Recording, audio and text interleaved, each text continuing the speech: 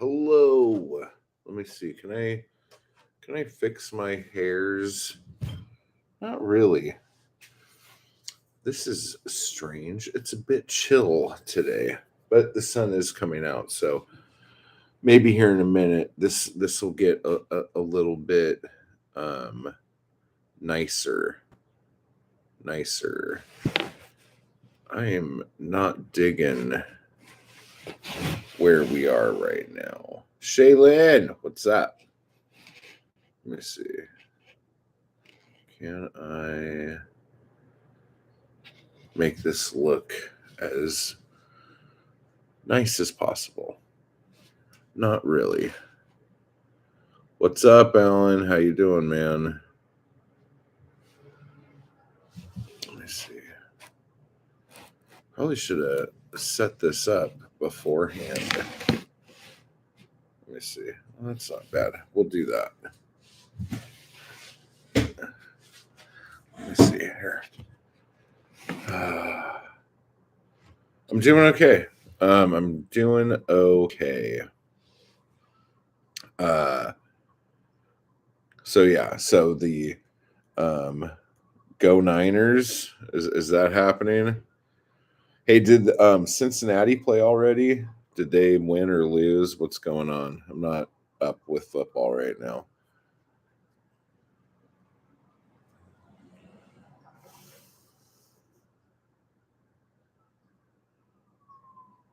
I should just Google it real quick and find out who's doing what. JH, what's up? What about the Eagles? Are the Eagles playing the Niners? Is that what's happening right now?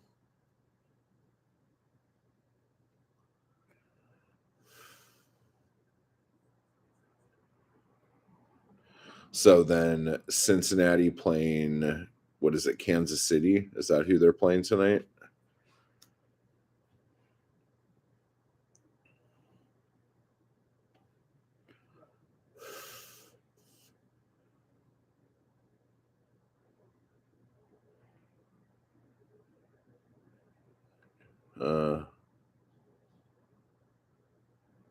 Okay. Yeah, like last year, like I have like fallen out of football completely. But last year, because I'm in LA, like there was a part of me that was like, oh, like my first year being back in LA, there's an LA team. It would be nice if they won the Super Bowl or whatever.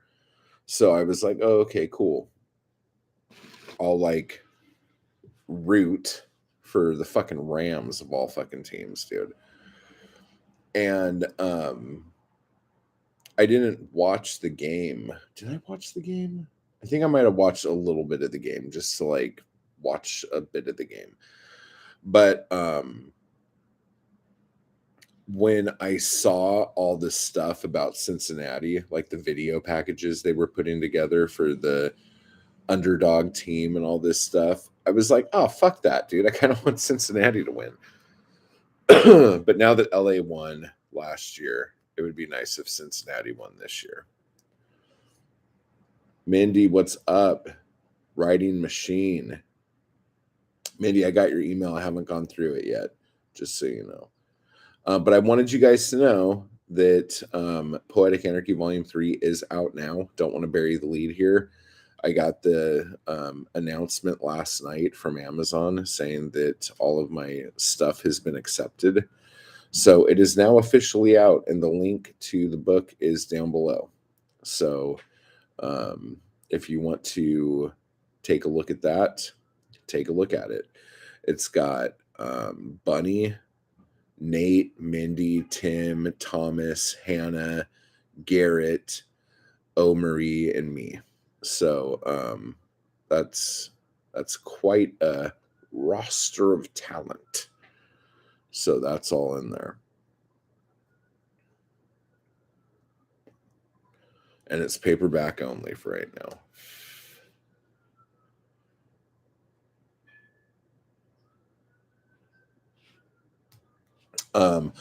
On another note, it's been It's been 4 weeks, so it hasn't necessarily been like a month date wise, but it's been 4 weeks. But I lost 15 pounds this month. So that is cool. And it's not so much losing the weight as much as how, like, my body is changing, if that makes sense. If any of you have lost a large amount of weight, you'll know what I'm talking about. There are times when you can lose weight and your body like kind of doesn't react well to it, or it's like it happens in such a weird way that like your body doesn't feel like you've lost any weight or whatever. But like I've definitely lost weight. My body feels better.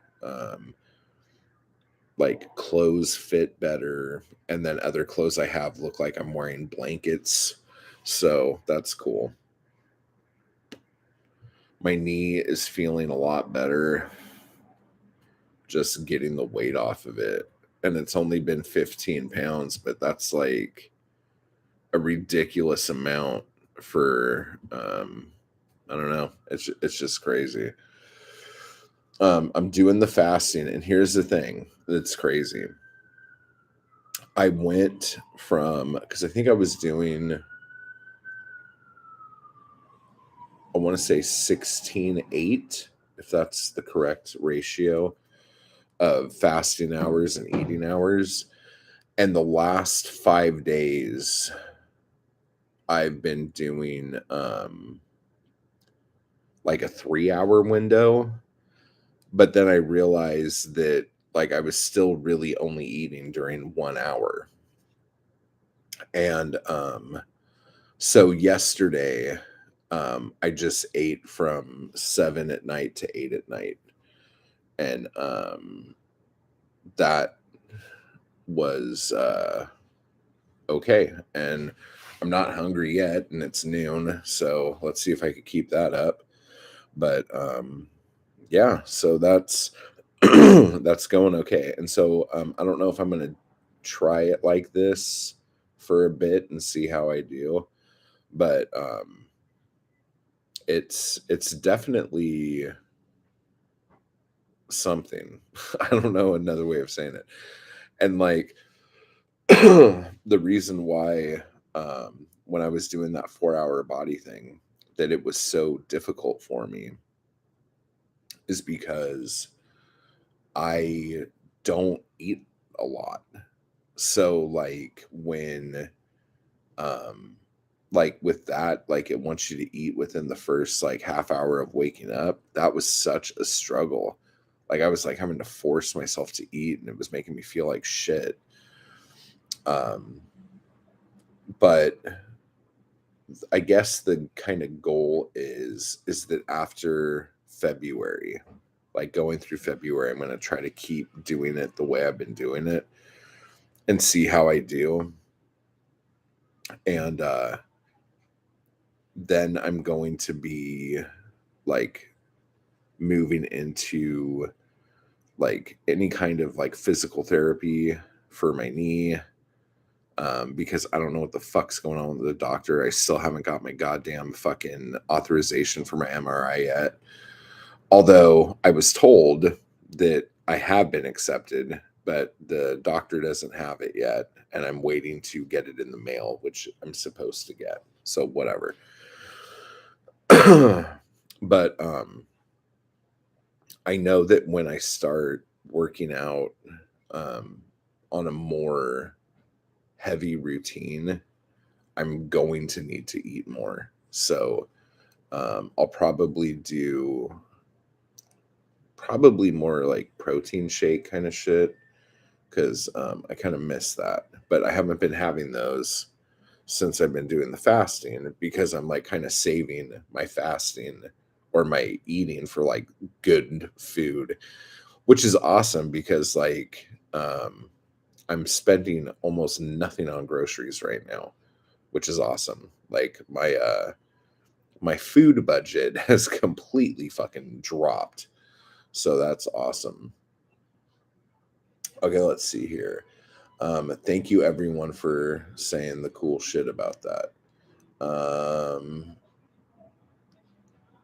Let's see. Alan says, I've been gaining weight, but no tobacco in a week. Yeah, dude, you know what? When you stop smoking, you fucking gain weight, dude. It's so funny. And like there's all this, I'm like, oh, I should like really cut back or maybe just stop altogether. Cause I'm in this thing now where it's like, maybe I should just like, eh, and I'm just like kind of shrugging my shoulders about a lot of shit right now. And the other day, like I went half the day without having a cigarette, which is crazy for me. Because I smoke a lot. So I was just like, yeah, I'll just not smoke today. Or like let's just see how long I can go without a cigarette. And so that was kind of weird. And then I ran out of wine 2 days ago. No, this is the third day now. And I was just like, well, I guess I'm not going to drink tonight. I wonder how I'm going to sleep, because a lot of times I drink to make sure I can sleep through the night because my knee is usually in so much pain. But the pain has been a lot less the last few days. So I'm like, oh, okay, well, I'm going to drink less or drink not at all and see how it goes. And then one would say, well, maybe some of the pain is because you were drinking in the first place. And I'm like, yeah, well, a lot of the pain is because like parts of my knee are no longer attached. But yeah, I'll take that for right now. So I don't know. We'll see. We'll see. And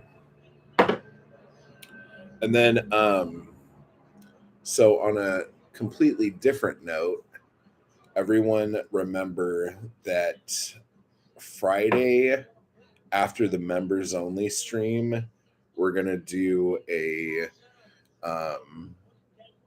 like a Anarchy crew members are gonna do a writing session on Zoom. So I don't know exactly what time that'll be, or if we'll do it instead of the Anarchy crew stream. So just let me know what you guys think of that, and like if that sounds like something that is gonna work out well, dude. It is getting a bit. Okay, let me check this real quick.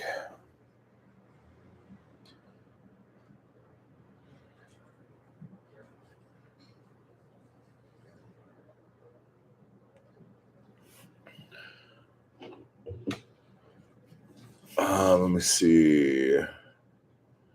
I'm drinking some Great Boyd's Portland French roast. Ooh, that sounds good, actually. Do you brew that like in a normal coffee maker, or do you like French press it? Jeez, you are loud and scary sometimes, guys. So Alan will be there, Mindy will be there, hopefully. I can do both or just the one. My schedule will be open. Okay, so Shaylin and Mindy and Alan. Okay, cool. Cool, guys.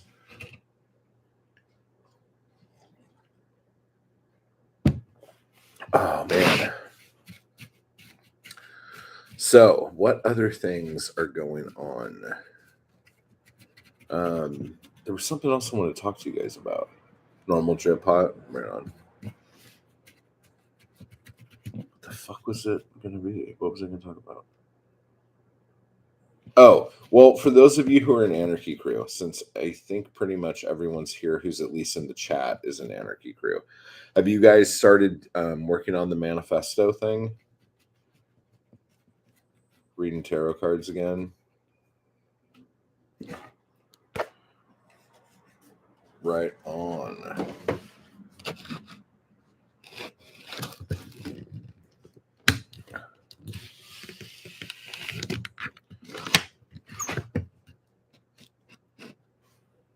Oh, that's what I was gonna talk to you guys about. Dude, like the biggest thing that's been going on with me like the fucking last week. I'm like, what was I gonna talk about today? Uh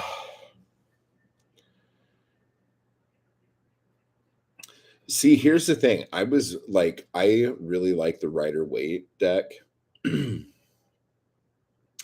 but there are some decks that are like kind of the colorization of the decks look really weird. And I saw this one really beautiful, like antiqued Rider Waite deck that I thought was amazing. And I'm like, oh my God, I got to get that. But then I was thinking, and I remember back in the day when you talk about hoarding decks, I used to just get all these different decks of tarot cards. Like I would go, oh, I'll get the Halloween deck, I'll get the Nightmare Before Christmas deck, I'll get the Friday the 13th deck. And then like some friends of mine would like make their own decks and put them up on Kickstarter or something like that. And I'd go, oh my gosh, I want to get that deck. And so I started getting all of these random tarot decks and I never used them, but I loved having them. And I'm like, and I would like kind of play with them with me, but if I was ever doing something for somebody else, I would never use a different deck because it was like confusing to me for some reason. Um, so, but like hoarding decks, dude, I totally know what you mean. And if you like get me into a shop and they have like a couple different decks, I almost feel like, oh, I need to leave here with one of these decks. Like I can't just like walk away now because obviously I'm seeing this for some purpose. And then you start getting all fucking stupid and weird. But yeah, I don't know. Like it's funny. Um I've been studying and practicing tarot and Kabbalah for 45 plus years. Damn. Yeah, Rider Waite had tons of imagery. My fave deck is the Vlad Dracula deck. Now, seriously, I'm just sitting here talking about all these Halloween decks and stuff. If I saw a Vlad Dracula deck, guess what I would get? And I would go, oh my God, I'm going to obviously have to take this. And then Minnie says, not sure about how to go about a manifesto. I do want to be able to put my thoughts on writing written down, but I'm not sure what those words are right now. Yeah, just keep, and like honestly, the best thing to do, especially when you don't know, is just jot stuff down. And pretty soon when you go back over and look at that, you're going to go, oh, like I actually do have quite a few opinions here. I need to kind of wrangle these out a bit. Um oh yeah, you're going to get your guitar today. That's awesome.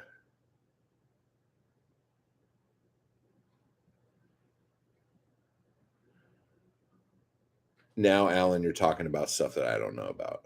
I'm an adept minor 5 6 degree golden dawn. I don't know what that means. Um, is that more of the Kabbalah stuff? And then Shane says, dude, it's such a badass deck. Each one has like historical references to his life. I live. Oh, that's badass. I'm secular in my practice, but I've been studying occultism, witchcraft, etc. for 15 years. Damn. Yeah, Thomas, it's out, dude. It's out. It's out.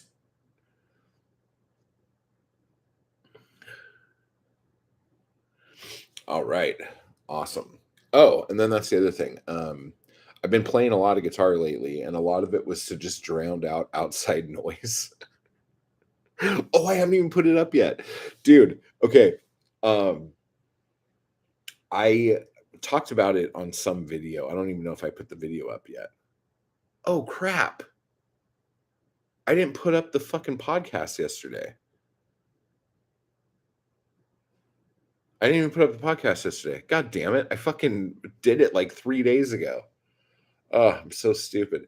Okay, so I'll put that up. But anyway, I recorded this song. I was recording a video of me playing the song, and they were sawing the street with this giant circular saw, like a wet circular saw, while I was playing. And like there's this awesome like while I'm doing the song, this like through the whole thing, and it almost like makes it work more. So I'll put that up. I can't believe I forgot to put up the fucking podcast yesterday. What a dope. I can't believe I did that. Or the new podcast at least. I do respect the tarot lifestyles. Oh yeah, tarot decks are such an oddly specific thing for a lot of people to be interested in. Yeah, seriously, it's really weird. Um,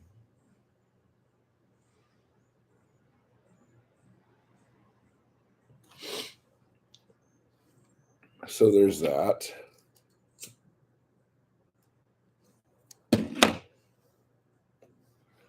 Yeah, weird is good. So that was one thing I was gonna say. Oh, I think I'm gonna go ahead and try to record the third EP in the Goodbye Hope thing this week. I realized that um, the only chord that really is affected by my fret being damaged is the D. And I realized that if I just push really light on the strings when I'm playing a D, you can hear the chord and the dead spot doesn't really come up. But a lot of, and I think how I fucked the fret up in the first place is I think because I push so fucking hard on my strings, I think I fucking just like cut through the fucking because it's like a really soft metal. Like I don't, what is it, nickel? I don't know. Um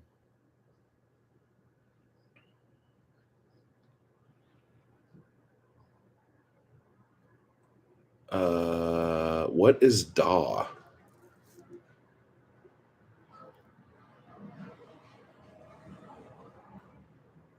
Shaylin, what does that mean?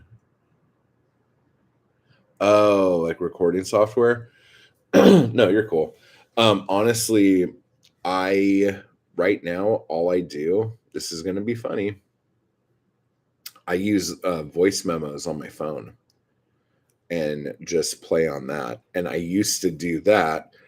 And then I would take that recording and put it into um, either like Pro Tools or like when I had Pro Tools back in the day, and then play with like just like the reverb and try to make it sound a little bigger. And that was kind of a pain in the ass. And then I was using GarageBand for a bit to try to do the same thing. And that's kind of a pain in the ass. So, what I try to do now is just set up the room to have as much um, kind of warmth, but still kind of have a bigger sound as I can. And I just record on my phone. And because of like the idea of the concept album, the Goodbye Hope thing, like when I did the first one, like the songs are kind of in the winter and stuff like that. And it was last January when I recorded that, and it was like raining every day. So I just opened all the windows and recorded with like the rain and shit. And the recordings don't sound good. They don't sound studio quality, but they are what I want them to be. Like doing the whole like when I've actually gone into a studio to record acoustic stuff, I think that sounds great.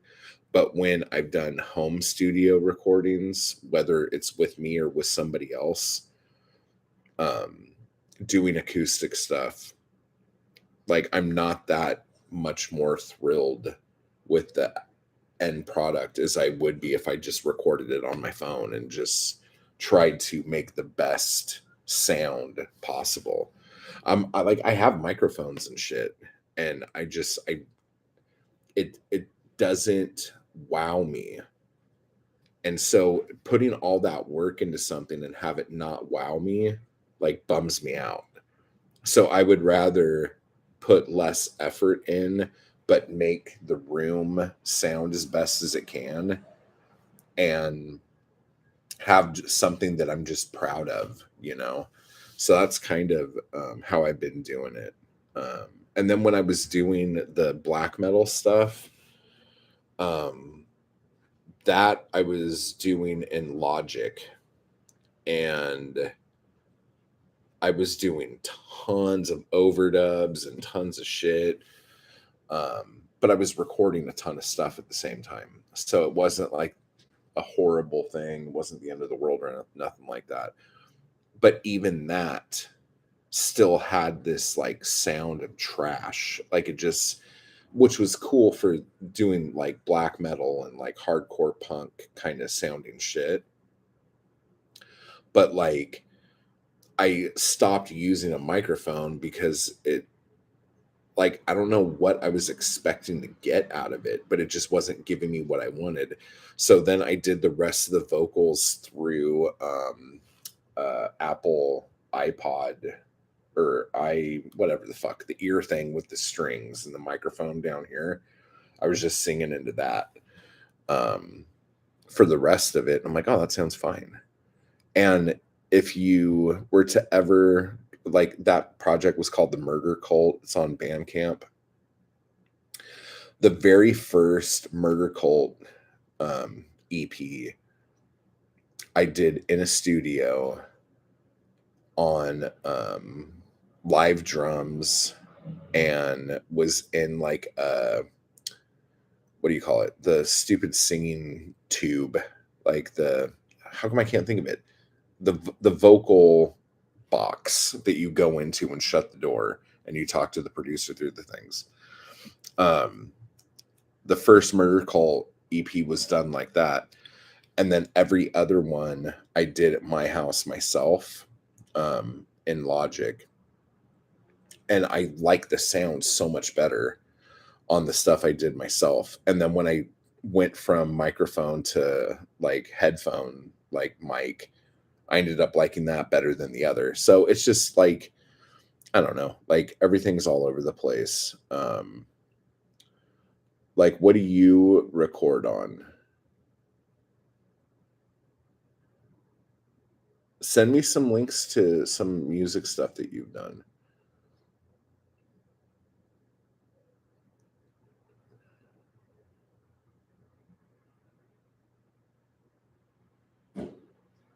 Yeah, totally. Moody with the Rain for sure.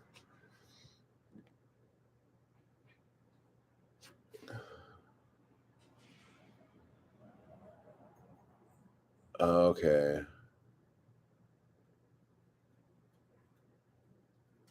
Yeah, seriously, with mixing, I just kind of know what I like, but I know what I like isn't what people like. And I've tried to do stuff where I'm like, oh, let me try to make this sound like this song that I know people like this popular song. And so I'll try to mix it to give it that same sound or whatever. And it never sounds like it. I think it'll sound like it, and then I'll show it to somebody, and they're like, yeah, it doesn't sound like it. I'm like, oh, okay, so I'm just not good at that. My band wants to get into doing a rough demo soon here, though. Just got to figure out the drum situation. Oh yeah, miking drums and mixing drums is tricky, and you gotta like know what you want.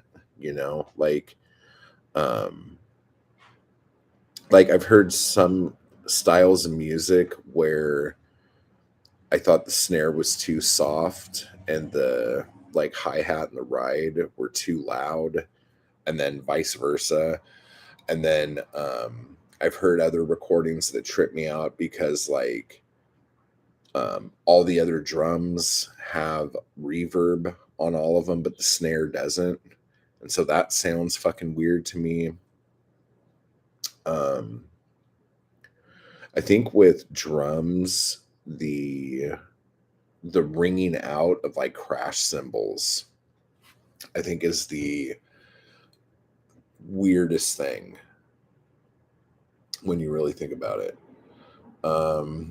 And dude, I love my drummer, known him since high school, but dude, his high standards and my interface is only 2 channels. So I might have to upgrade to a 4. Or make your drummer upgrade it if your drummer's gonna be a bitch about it. That's what I would fucking say to do.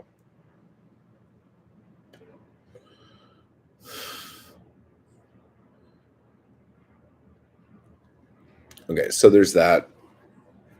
And then finally, the other thing was I've been getting really antsy about pulling the trigger on my publishing company, like Bloodshed Press. And I don't even know if I want to call it that, but that's what I've been calling it. So I'm kind of sticking with it right now. But the wind's kind of blowing hard, and I don't want my windows to slam shut, so I'm kind of freaking out. I keep hearing windows slamming in the building, and I'm like, ooh. But I keep wanting to like take the press to a higher level, and especially after doing that video talking about how not to do it, I'm like, well, if I'm gonna fucking talk shit, I might as well do it, like, and show people how to do it. And then I was thinking about it more, and like, I really feel like this year, 2023, is the year for me to not just like up my game, but to expand and really like move into like whatever the next level of what I do is, publishing wise. And so I was going kind of back and forth on how things would need to be done, and if I was going to be more of a distributor or more of a publisher. And I was leaning more towards being more of a distributor, but then at the same time, like, I'm still publishing. So if like, there's no way I can do distribution and take publishing out of the equation, since publishing is such a huge part of what I do. So I was going back and forth with that. And then I realized that if I'm going to do this, I actually need to hire people. Like, there would be, from what I looked at and did like a rough estimate, there would be like 5 people I would need to hire. And if I were to do that, I would need to pay them competitively.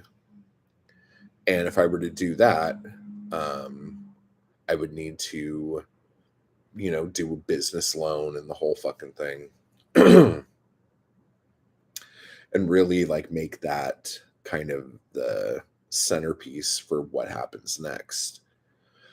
And then I was thinking, I'm like, okay, well, do I want a storefront? And I'm like, you know what? Storefronts are really expensive compared to warehouse space. And I'm going to need the space because I'm going to be moving product and I'm going to be storing product. So maybe I should just focus on like some sort of warehouse space for like shipping and all that other shit.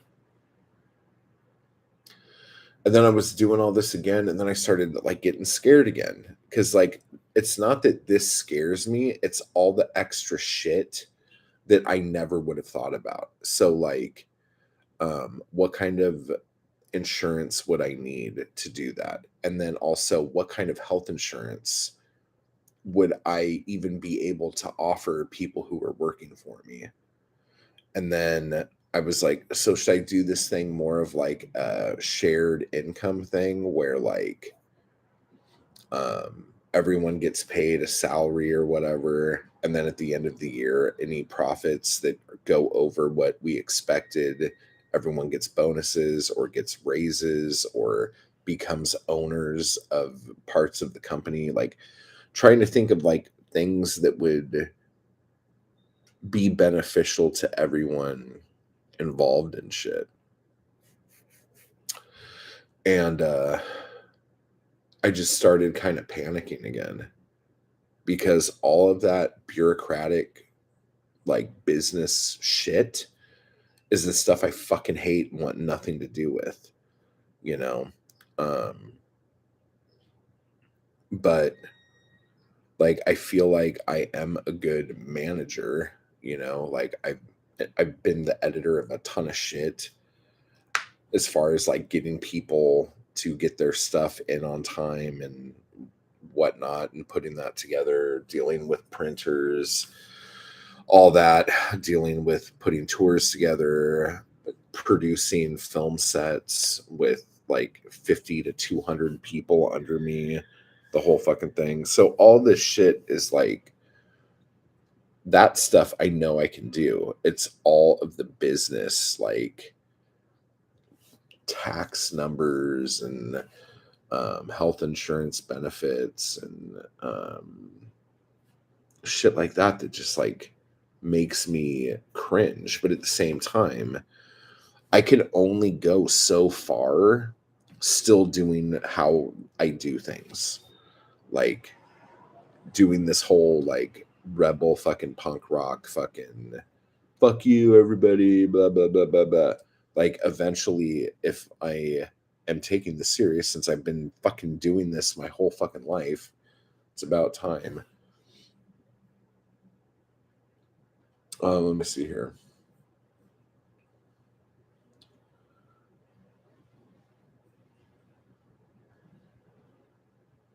Uh, Listening to ear cockles.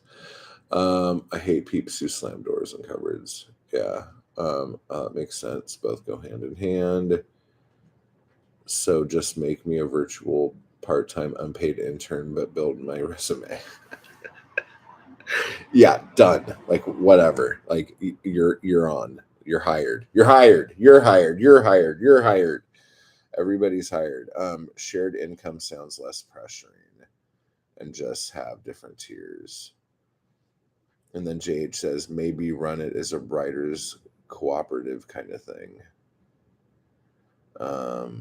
Shaylin says if you can be the head honcho on the set of a film, you can lead anything, because that's fucking insane. You have no idea. You have no idea. Or maybe you do. Maybe you have plenty of idea. But yeah, it's nuts. Warehouse space is a good idea for storing and shipping inventory. Totally. That's what I was thinking. Um, Shaylin, dude.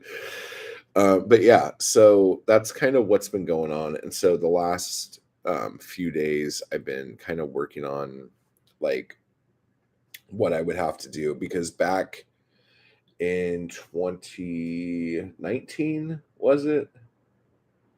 Might have been 2019. I was looking to start a publishing company, and was in talks with a few um, different distributors who would be the ones who actually sell the product to the stores.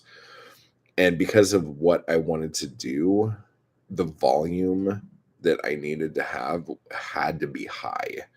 And we're talking like 20,000 units per title.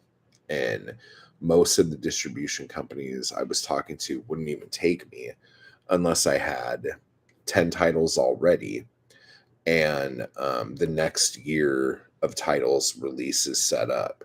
So like every quarter, what books were going to come out. And again, those had to be in runs of 20,000 or more because of the chains and stores I was trying to get into, who have a lot of stores and carry a lot of product. And at the time, I thought it was a really good idea. But I was just looking at the numbers and I'm just like, to start a company like this is insane. Like, I cannot move those kinds of numbers. And obviously, it wasn't a poetry thing, it was a different thing altogether, but it was publishing. So I was like, that model I cannot do right now. But if it got to the point where things were going well, then that would be something I would be able to do. So maybe that is something I can look into. But so one of the things I was trying to do was I was trying to find numbers. I was trying to find numbers for like the big four, um, what their poetry unit shipped per month is. And of course, that's not information you can just find. So I'm going to have to start like asking um, questions about that because I know a lot of um, like bookstore chains have like Barnes and Noble closed a ridiculous amount of stores. Like they don't have nearly as many stores as they used to. So if I wanted to have something where getting stuff into them would be a thing, then that would be an issue that I would need to look into. But also, I'm very interested in like boutique shops, but I'm also really interested in crowdfunding. And there are a couple of publishers who base almost their entire sales model on crowdfunding. And that blew my mind because I thought that that was something you can do as something to like get you from point A to point B kind of thing. But there's this one publisher in particular that is doing really well, and they have been crowdfunding every fucking book they put out. And that just, I couldn't believe it. I was like, fuck, that's weird. What is happening? Is it raining or is this still wind? I don't know. Long story short, I have no idea what I'm doing, but my brain's moving. The wheels are spinning. So, um, either something really big is going to come from this, or I will like puss out at the last minute if there's a good reason to. I don't know, but I'm like, you always want to keep growing. You never want to be stagnant. And I feel like if I don't take this next step, I'm condemning myself to stagnation. And that is a horrible feeling to have. So let's see here. You know what you need to do, dude. You got to go tell people, dude. Don't let that sit, Alan. And he says, "Wow, you're so on your own. So you were on your own until you were established." Yeah, damn, that's overwhelming. Oh, the Barnes and Noble in your town closed, huh? Yeah, dude, LA has its own problems, though, bro.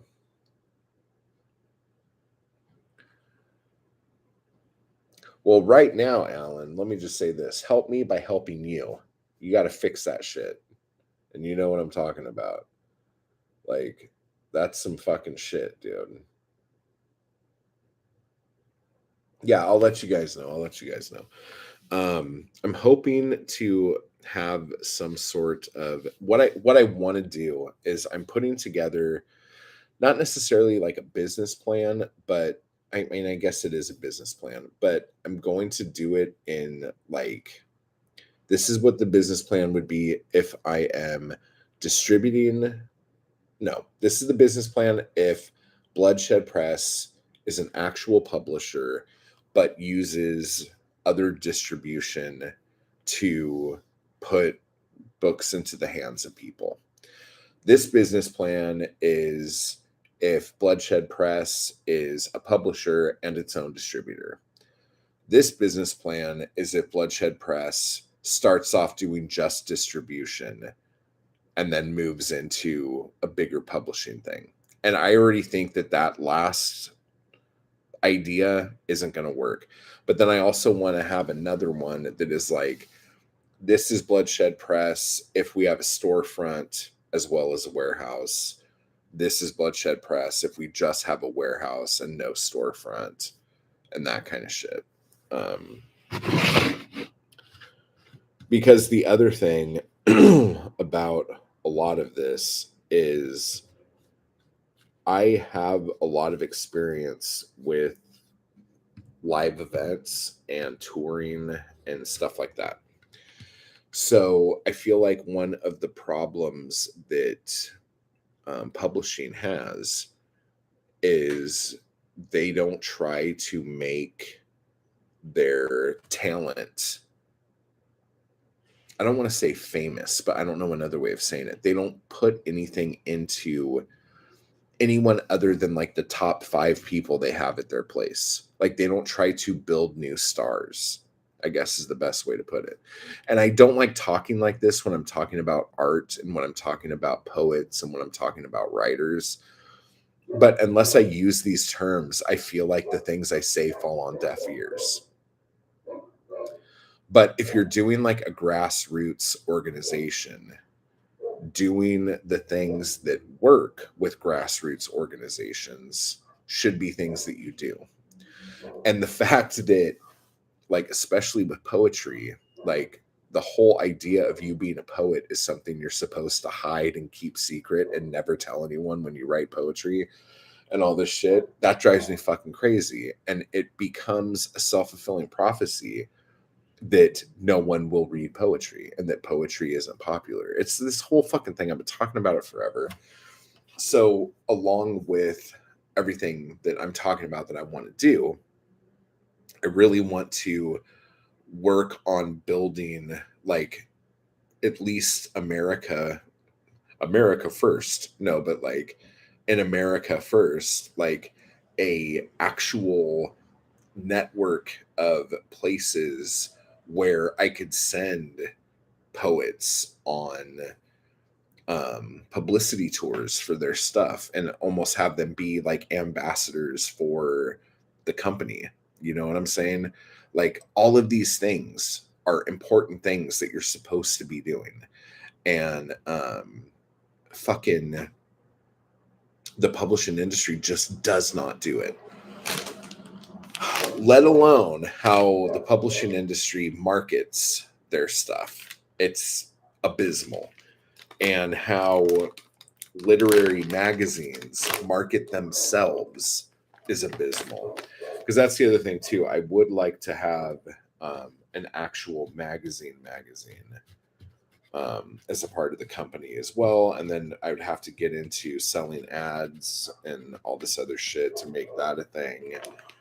But that could also be a really good way of getting into other types of shops if you have a periodical that is something that is respected to an extent, especially if it's a free periodical that is paid for by ads. So like your weeklies, like your LA Weekly, OC Weekly, I'm sure there's something like it in Portland and in Baltimore, things like that, you know.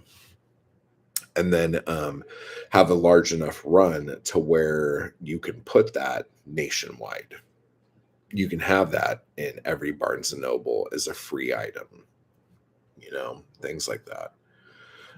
There's just so many things that it drives me crazy that no one's doing, and I don't understand why no one's doing it. And I think it's because a lot of people just go, well, you know, the internet, we got to go hard on the internet. Everyone's going hard on the internet. Be different, stand out, still go hard on the internet, but don't give up on the things. I mean, you're a fucking print company. Like your whole fucking existence is based on paper. Like, don't fucking sell yourself short, dude. Ugh. I don't know.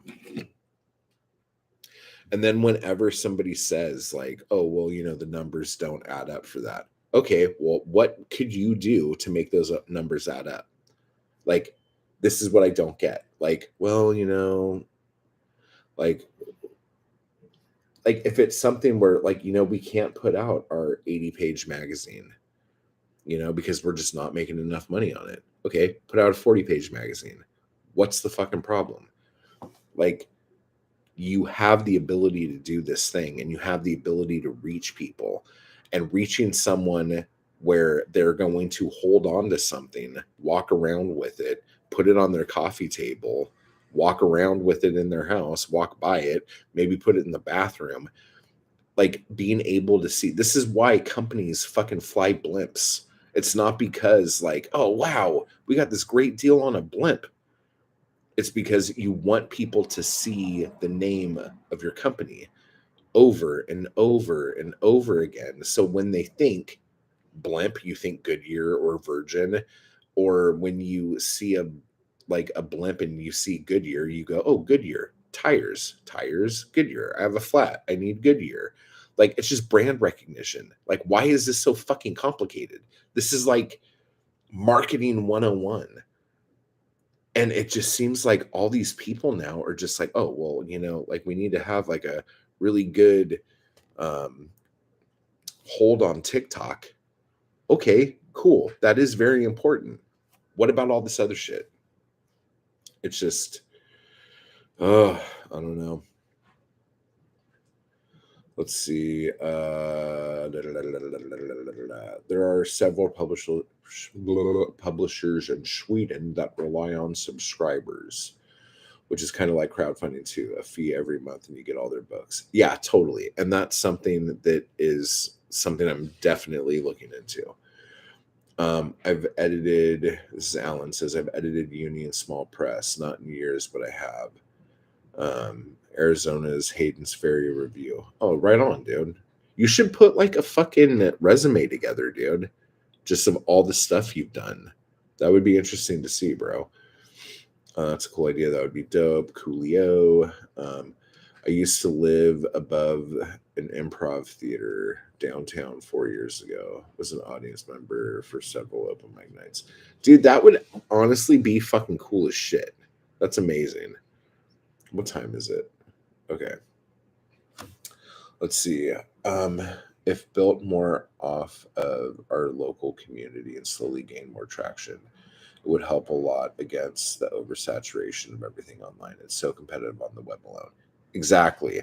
And if you can make a physical community be into anything, that will always be stronger than any trend you have on Instagram. Because trends change as fucking often as anything else, but when you have something that people can't just like scroll past, it's a different thing. And I'm not trying to say this as like a old fuddy-duddy, because fucking believe me, when the fucking Kindle Gold Rush happened, I thought print was dead. I'm like, there's no way print's gonna fucking last. Paper books are over. They are done. This is amazing. This is the future. Blah, blah, blah, blah, blah. And it's not. So, like, I'm sure eventually something will happen that will make something different. Probably what will happen is that we'll all have like a book that is full of pages, and whenever we get a new book, those words appear inside those pages and we could flip them and have like the feel and quality of a paperback book, but it's all really digital. And some of you are like, when he's talking mad science. But like, dude, like, think of all the stuff we have that we did not think we would have 20 years ago. Really, come on. Let's see. Literary industry is not, dude, JH, fucking preach. The literary industry isn't very good at thinking outside of the box. And here's the funny thing. A lot of the stuff that they could do to fix a lot of the problems they have is stuff that they used to do. Like, that's not even thinking outside of the box as much as it is look at your history. What worked? How did these things work? How did these things move units? How did these things transfer into sales? Like, how did this convert? And like, but it's just like, honestly, this is going to sound like fucking old man screaming at clouds, but like, you get a lot of people, and this isn't true in every company, in every type of business. You get a bunch of millennials, and I don't mean to say that as a shitty fucking remark. I'm just saying you get a bunch of these people who come in who are automatically looked at by the old guard as these kids don't know what the fuck they're doing. And then they go in turn, well, fuck you, old man. I'll show you what. I'm going to fucking make a reel that is going to get more fucking engagement than any fucking quarter page ad you've ever pulled in. And so they do this shit. And then the like short term gain is like, see, pops, you stupid piece of shit. And then because there's this whole like old young like war mentality, like the old guard doesn't want to use new technology, the young guard doesn't want to use old technology, because it's like what's better? It's so fucking stupid. And as much as you might think this sounds petty and isn't real, dude, like it is so a fucking thing in the corporate fucking world that you have this fucking age war. And then every once in a while, you'll have that one old guy who's trying to be hip and down with the kids. And he'll try, but he'll fail miserably, usually because his brand of comedy is awful. Oh my God.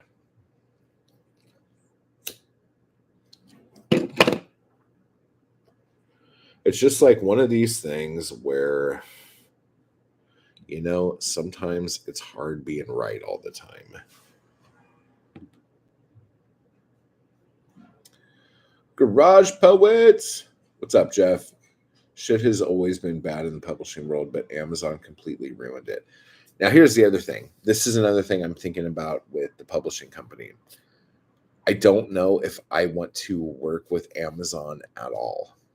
And that can go one of two ways. That could either be like a cool anti-establishment kind of fucking thing, but it could also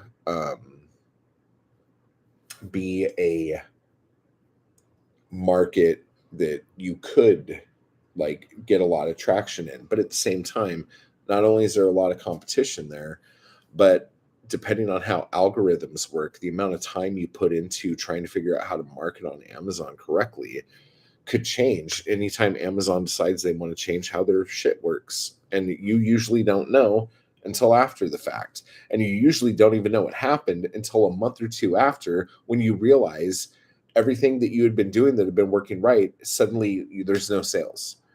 And that's a lot of time and a lot of man hours to put into trying to keep something working consistently when the actual company that you're trying to make this work for isn't playing ball with you.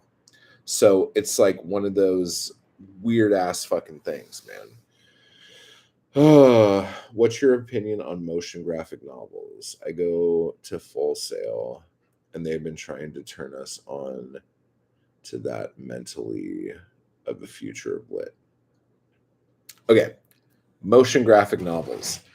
Are you speaking more of the ones that are like on a DVD, or like you're watching a film, but it's like a motion graphic novel with like music and narration and the whole fucking thing? Or are you talking about like how you would look at like a CBR file or whatever it's called, like reading a comic book and then having the motion happen on there?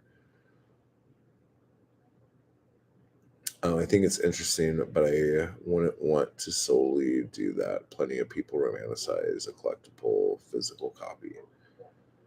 Yeah, like physical copies are really cool, and that's where you get, I think, your not your hardcores, but like the people who are really truly fans of the things you do. like get that copy. They get that thing, especially if it's limited and all that other shit. Where it auto scrolls the story on a website and it's still images, has music. Okay. Um, it's weird because that's been a thing for, I think the first one of those I saw was like in 2007. There was a, what was it called? It ended up being like a web series, but it was like a motion thing. Um, and that was really cool. And then I got the Watchmen motion comic DVD, and that was fucking awesome. But I don't know if that only worked because people know it as a graphic novel. So I don't know. Like, but again, like with everything, like there's selling, there needs to be an audience for it. Like if Full Sail is like making a army of people to go do this as something that is going to be popular, that's cool. But if the students themselves aren't buying that as something that they like and aren't contributing to that like society, then like it kind of proves the point that there's no market for it. If the people who are being kind of pushed into making that aren't on board buying that, then like you know right there how much of a market there really is for that. Um,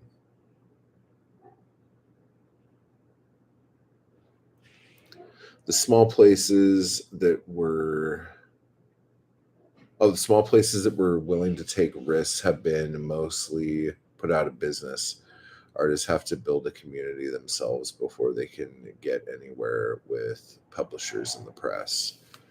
Yeah, that is true. And that's kind of a problem. But I'm trying to think of, I've been going through, um, oh, what's up, bro? How's it going? I've been trying to go through small publishers that I've seen fail, and I'm trying to figure out what it actually is that made them fail. And a lot of it, you probably can't point to one thing, but I think a lot of it has to do with, instead of trying to have your audience and give your audience what they want and have that be your main focus, a lot of small companies to me are always like, well, we have these fans, we need to get more. So these fans are going to eat whatever we fucking give them, but we're still constantly looking for more. And you need to have growth in your company, obviously. Um, but catering to the people that fucking love your business and your product, like that always has to be the most important thing. It always has to be the most important thing. People's buying habits have changed. People's buying habits have changed, but also where people purchase stuff has changed, and also how much they're willing to spend for something has changed. And I think probably every 10 years, like when you get a new crop of people into the workforce, like kids turning into young adults or adults, like when they see what minimum wage is, that's where they go, oh, this obviously isn't that expensive because I get paid blank an hour. Whereas someone who like started working when the minimum wage was a lot lower is going to see something that like a few years ago used to be $5 and is now $12, and they're going to go, yeah, I'm not going to pay for that. That's too expensive, you know? So there's all these weird little things on top of like people's buying habits, but I think you could even say people's spending habits, and just how inflation has an effect on individuals own value of the dollar. I don't know if this is making any sense. I feel like I'm kind of going all over the place now. I'm probably starting to confuse myself a little bit here. But this is all really fucking interesting shit. I fucking love dissecting this. And that's why I want publishing companies to put their numbers out and put their unit shipped numbers out so we can actually see like what is happening. I want Barnes and Noble to put out like, and I know they would never do this, and maybe they do to investors, I don't know, but put out the numbers of like how many books do they order of new releases at the end of the month on average, how many of those copies get sent back to the publisher, how many of those copies get stripped, um, and just like numbers like that that you would think a lot of people would want to know, and it would help all of this information. Because the thing that tripped me out is that what I've been finding out more and more is that writers have no fucking clue how many books they're actually selling. A lot of writers have no idea how many copies of their book has been actually printed and how many of those copies are in a warehouse as opposed to out its shop somewhere. They have no fucking clue. They've never thought about it. They've never been told any of this information. And I don't understand how any writer who fancies themselves a writer would not want to know this information. Or if it is it just something that it's been told to you so much that you will never know this information, that they're just like, oh, well, I'll never know that information. Sometimes this, sometimes that. Come see, come saw, no big deal. Like that boggles my fucking mind. Boggles my mind. Let's see here. Jeff says people started wanting to buy everything from one place. Definitely how much people can buy too. Yeah. No, Amazon, that's why I was talking about like doing this. This would be one of those things where right at the beginning I would have to decide, is Amazon worth doing, or is like kind of boycotting Amazon the best way to go? And honestly, like boycotting Amazon really, as I'm giving you an Amazon link to get the new fucking Poetic Anarchy book, Jesus fucking Christ. But yeah, but as an actual publishing company, like as far as distribution goes, having like an ixnay on Amazon, like that's a big fucking thing. Bunny, what's up? Let's see. TT says, I was bewildered when I saw Kindle books were as expensive as physical copies. It's a good thing, I think, but caught me off guard. Yeah, that's been an up and down thing for me.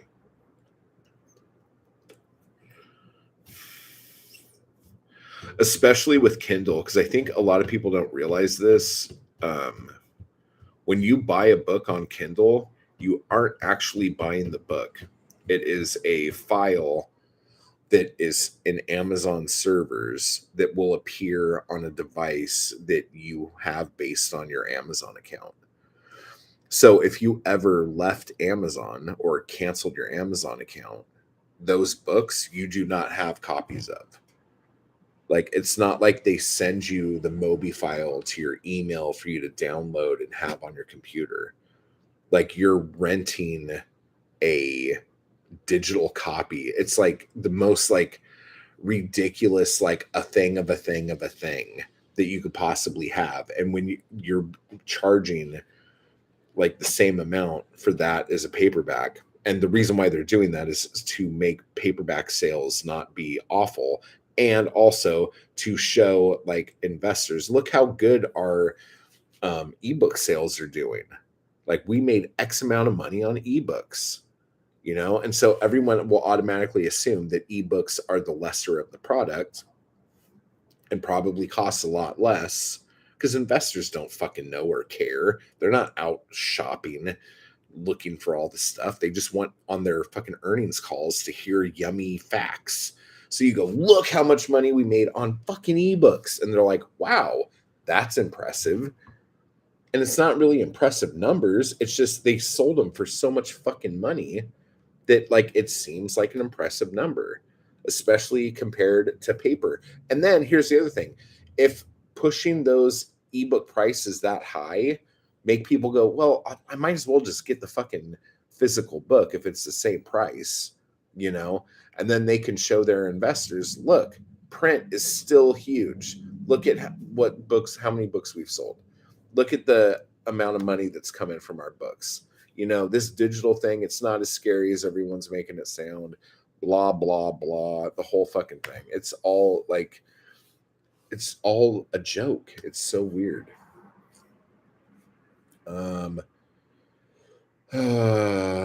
Jeff says, I won't sell my stuff on Amazon. It's not worth it. Boom. There you go.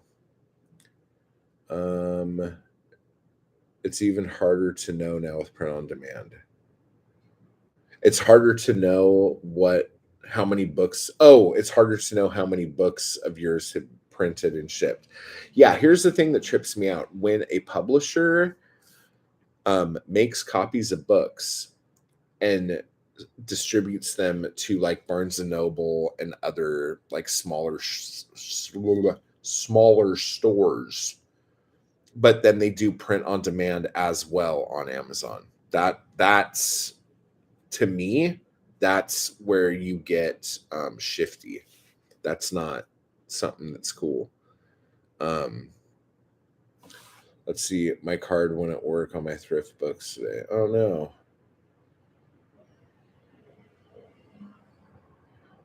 Yeah, I ended up buying both copies of that Reuben book. Oh, such a good book, dude. Book Baby seems like you can make more money than selling through Amazon. Huh. And what does Book Baby they sell where? Do they do like Barnes and Noble and Kobo and stores like that, or just online?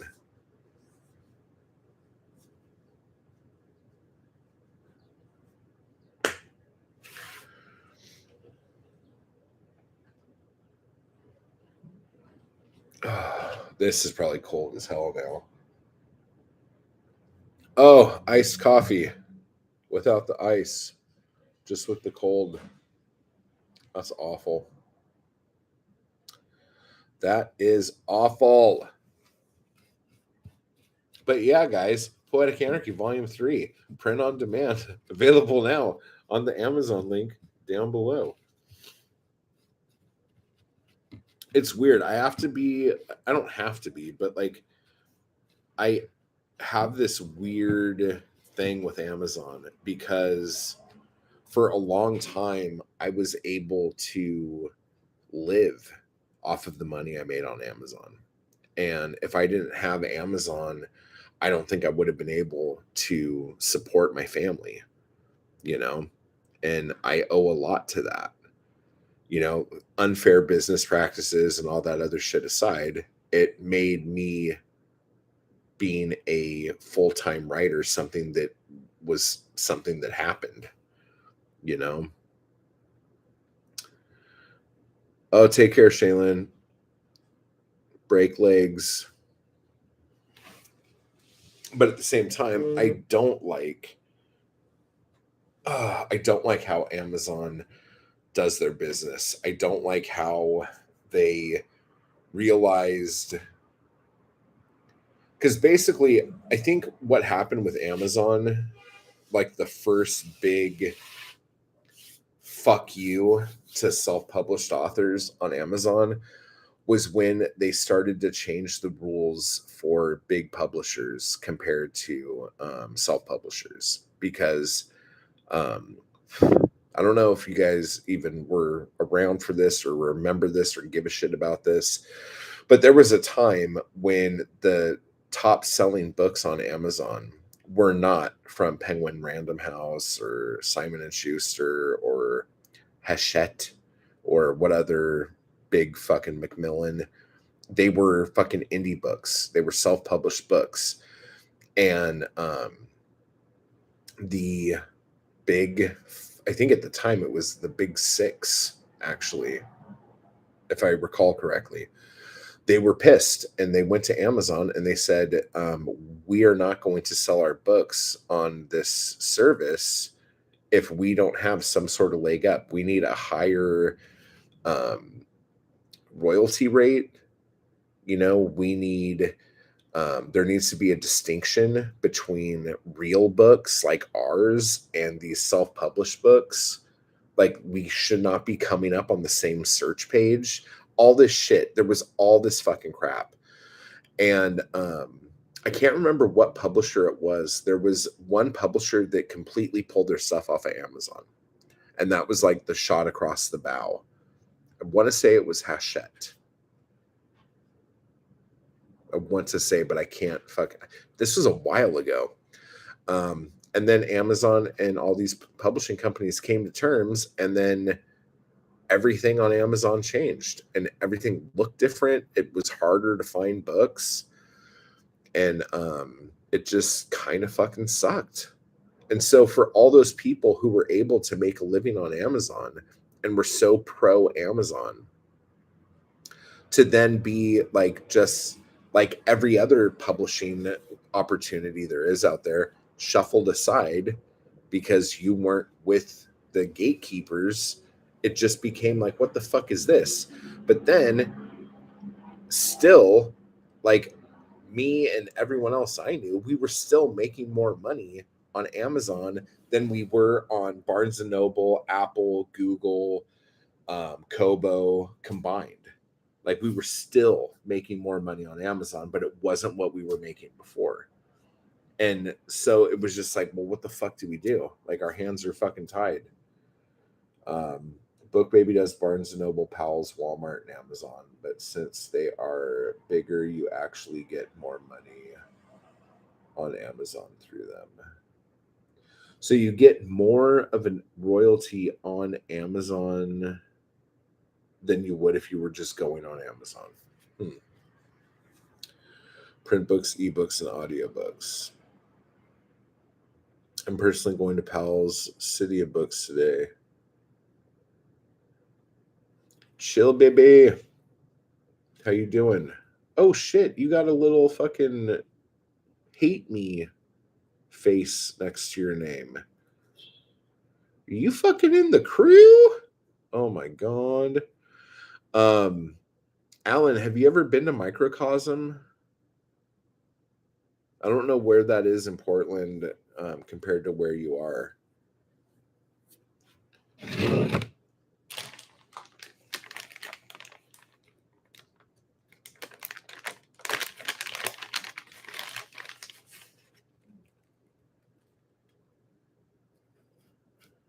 I don't think it's a comic book store. It's like a fucking bookstore. Like, they sell a lot of zines and shit there too.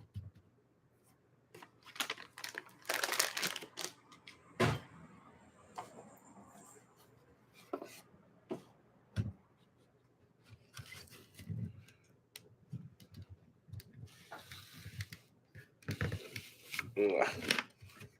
There we go. Okay. Well, we will.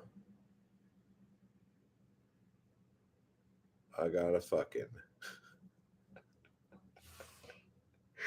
I feel like there needs to be more after that. Like, is there an ellipses there that I'm missing? No, I'm just kidding. They just closed comic book store in Chinatown. Oh no. Yeah, a lot of comic stores are closing, dude. They have been.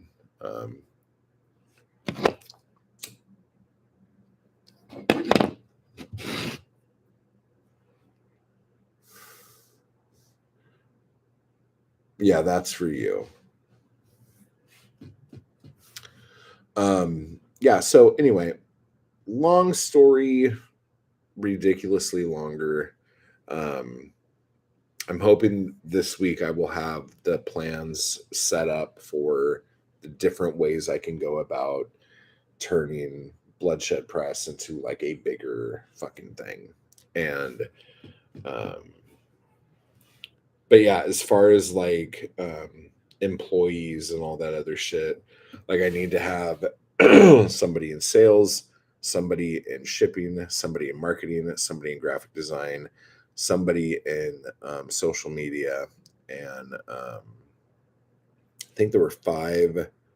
There might have been six now that I think about it. No, I like to leave it like that. Yeah, that's good. So yeah, so I'm just trying to put this together because like the idea of coming up with salaries and benefits and shit like that. I don't know like what the like bare minimum you have to provide is in California. Um, but at the same time, I wouldn't want it to be a bare minimum thing. But I also want to make sure that this is something that can actually survive and not like kill itself just trying to fucking pay the bills and shit. So, um, doing a couple things like that, and then hopefully, I don't know. I would say hopefully in the next couple months, I'll have an idea as to if this is something that can actually be done um, right now with what I have, like what my abilities are. So, so that's that.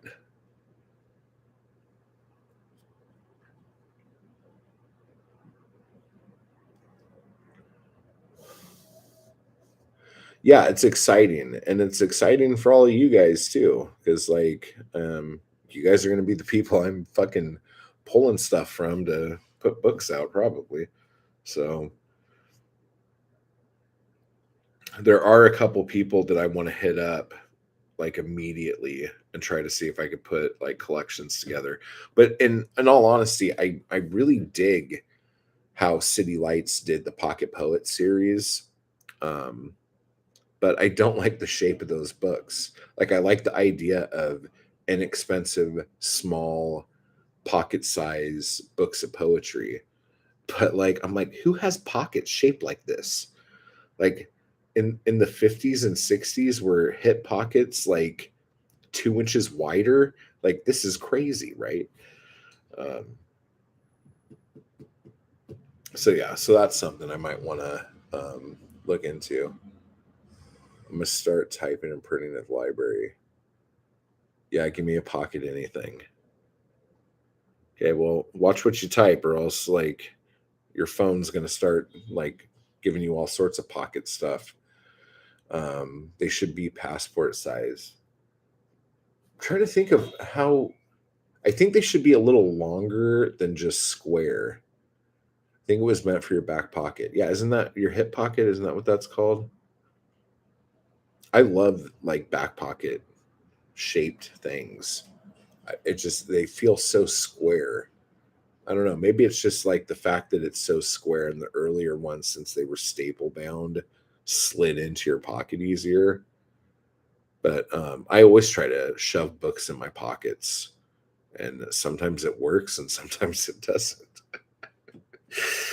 Oh, the worst thing is when you put a book in your pocket and you think that it's like all like okay, and then you pull the book out of your pocket and like half of it's like folded, all crinkled and messed up, and you're like, God, how did I fucking do that?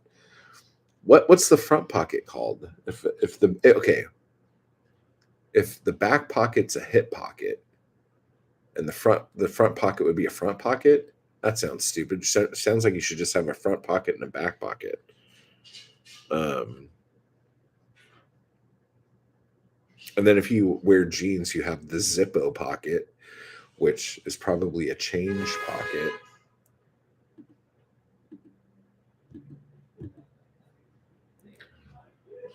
Oh, the hot pocket. Yeah. Yeah, I got two hot pockets on my pants, right?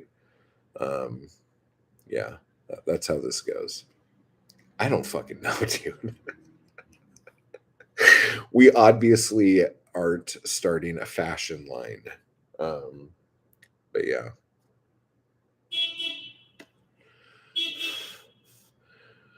Jeff, when's the next open mic you're doing? Good luck, man. Fingers crossed.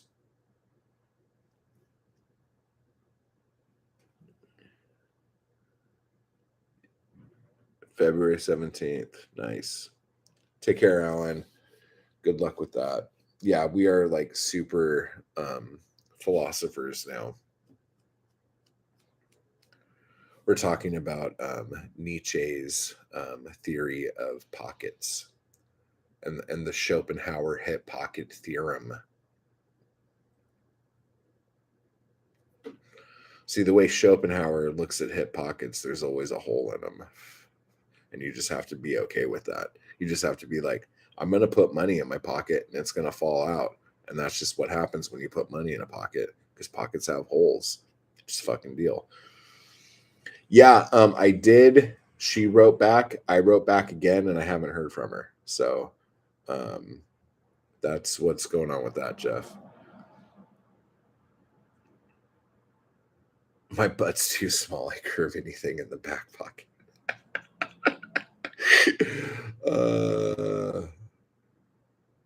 Fashion line for readers with book-sized pockets. Free idea. Oh yeah.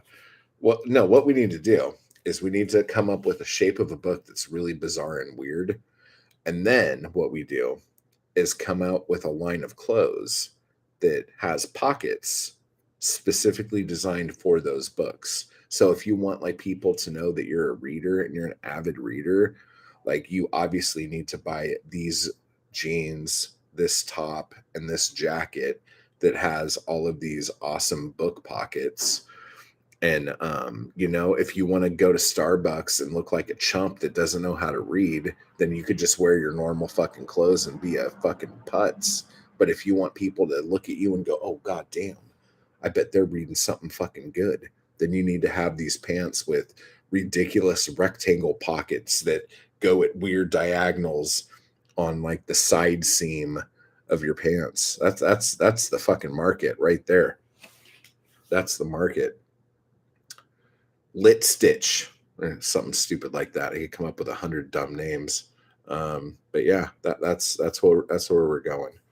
These fucking stupid rubes with their dumb pockets that books don't fit in properly. Book pocket protectors, yeah, pocket protector, pocket book pocket. Might have just had a stroke, guys. Wasn't sure how that went. Mm. Oh my god, so much good shit here. Okay, I realized earlier that I never put out yesterday's podcast, and I feel like a chump for that. So I got to fix that. Again, Poetic Anarchy Volume 3 out now. Links down below at the evil Amazon. And I